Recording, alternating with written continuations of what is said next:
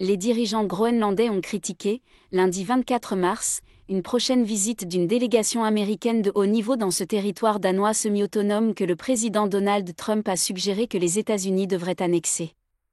La délégation, qui visitera une base militaire américaine et assistera à une course de traîneaux à chiens, sera dirigée par Usha Vance, épouse du vice-président J.D. Vance, et comprendra le conseiller à la sécurité nationale de la Maison-Blanche, Mike Waltz, ainsi que le secrétaire à l'énergie, Chris Wright. Le Premier ministre sortant du Groenland, Mutejed, a qualifié cette visite de cette semaine de « provocation » et a déclaré que son gouvernement intérimaire ne rencontrerait pas la délégation. Jusqu'à récemment, nous pouvions faire confiance aux Américains, qui étaient nos alliés et amis, et avec lesquels nous aimions travailler en étroite collaboration, a déclaré Ejed au journal local Sermitsiaq. Mais cette époque est révolue.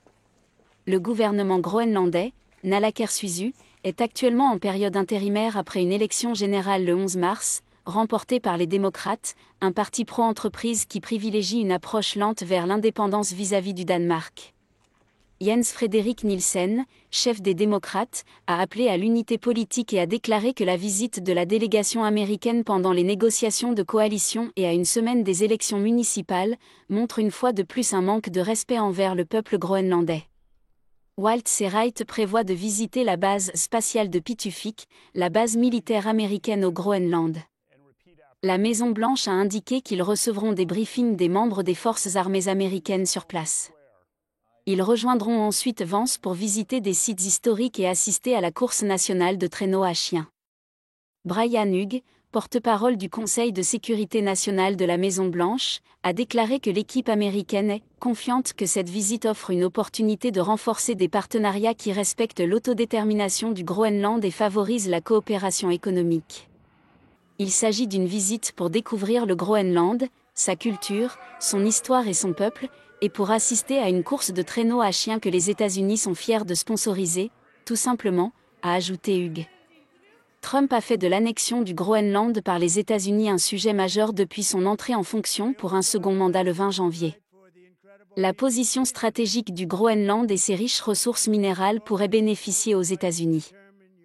Il se trouve sur la route la plus courte entre l'Europe et l'Amérique du Nord, essentielle pour le système d'alerte aux missiles balistiques américains. Les gouvernements du Groenland et du Danemark ont exprimé leur opposition à une telle démarche.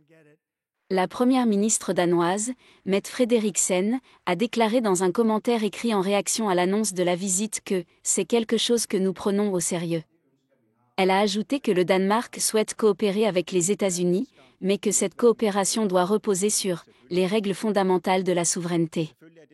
Elle a précisé que le dialogue avec les États-Unis concernant le Groenland se ferait en étroite coordination avec le gouvernement danois et le futur gouvernement groenlandais.